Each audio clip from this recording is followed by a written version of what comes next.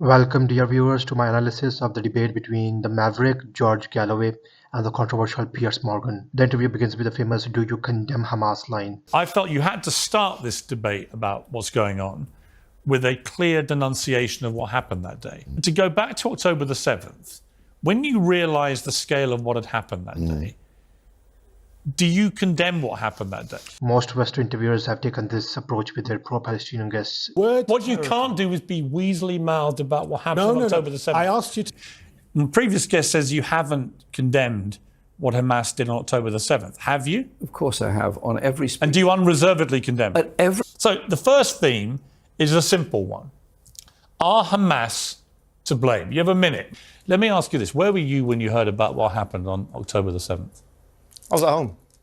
What was your reaction when you heard? What do you think of what Hamas did on October the 7th? Why are you starting the story in the middle, I Piers? didn't. I just asked you about the wider war. It isn't false to point out that the same approach has not been taken with the Israeli and Zionist guests, and that it is just recent that these figures have started to push these Israeli guests because the catastrophe that is now Gaza is just too much to lie about now, especially since social media has contributed to the truth being leaked out to the public.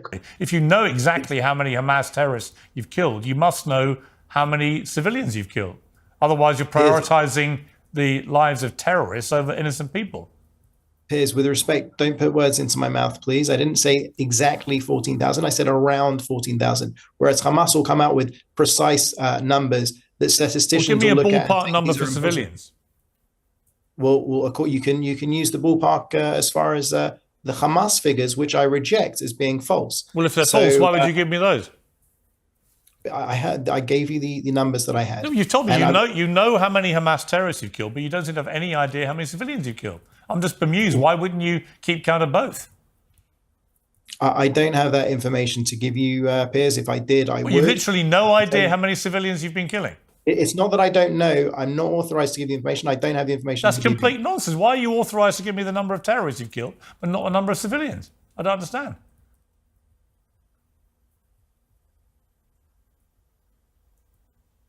Can you explain? Can you not count either?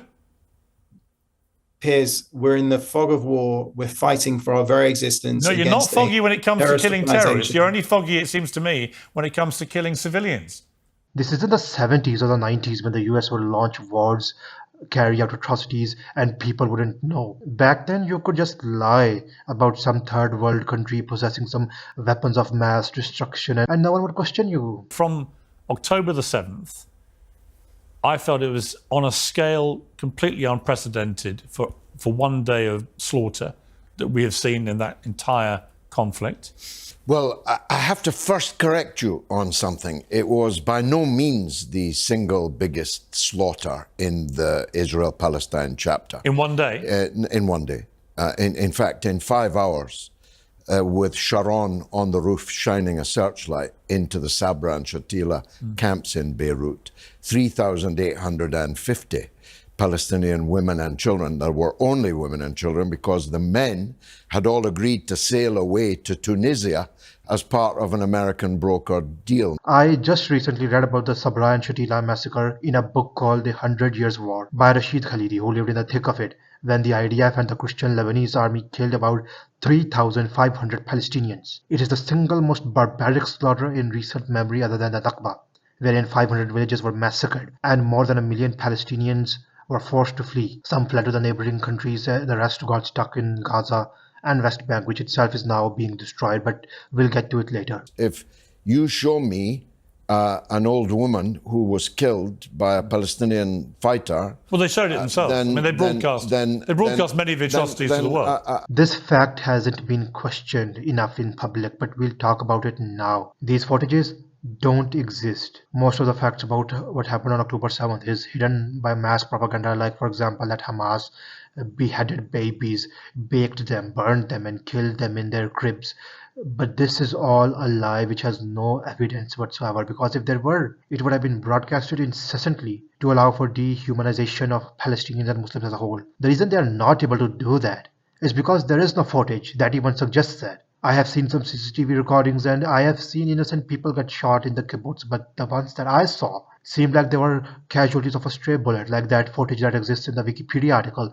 There are, however, pictures and footages floating around the net where Hamas members are cuddling Israeli babies and talking to grandmas as if they're their family. There's even footages of hostages being released, and you can see that they are very happy and healthy. A woman just recently got back home from Gaza and she looks healthier than when she was before being captured. An article also talks about a prisoner for whom Hamas actually baked a cake because it was his birthday. Contrast that with the prisoners that George Galloway mentions in the interview.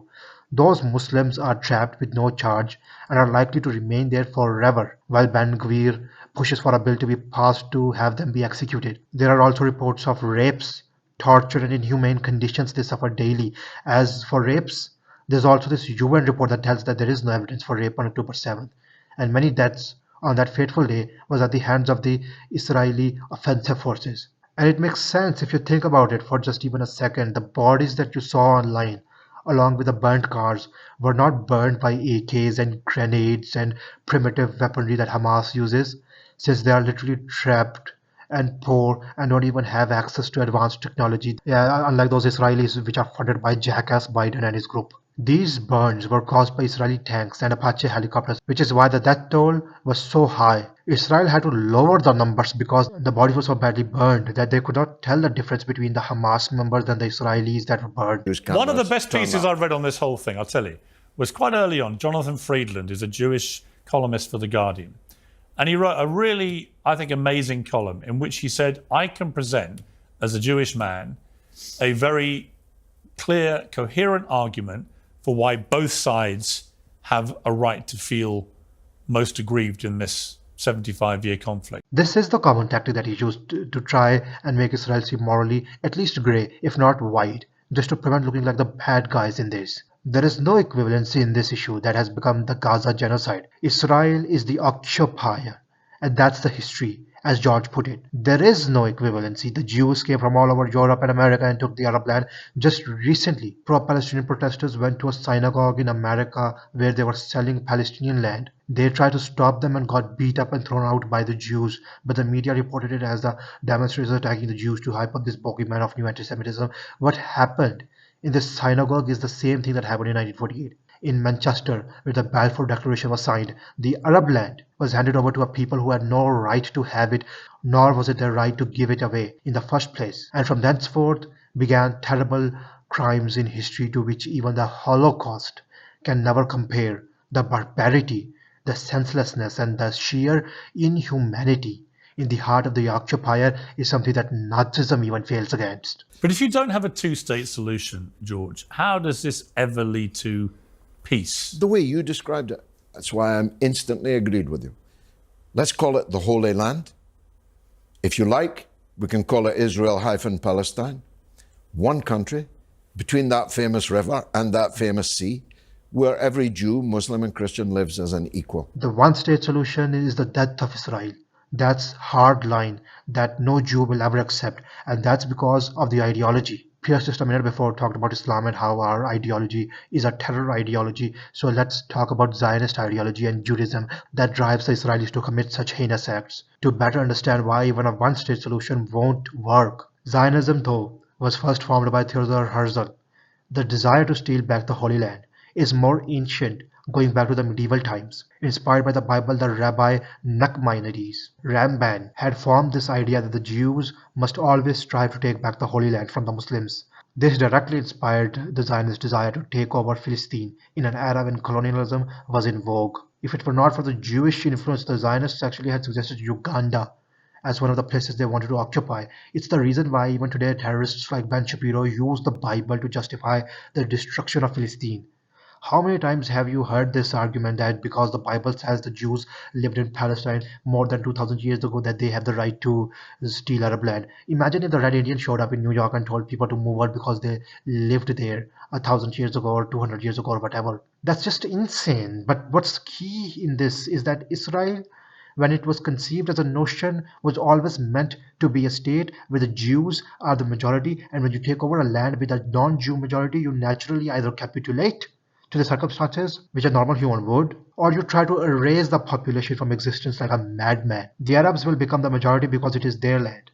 once Israel becomes one state with Palestine. And Israel will cease to be a Jewish nation, which is unacceptable to the Zionists. These people are determined to kill the Arabs, the Muslims, until they either perish or are driven out of their land. And you heard George Galloway, as long as you have a Palestinian man and a woman, they will continue to fight for the land. Millions of those are Muslims, but millions of them are not.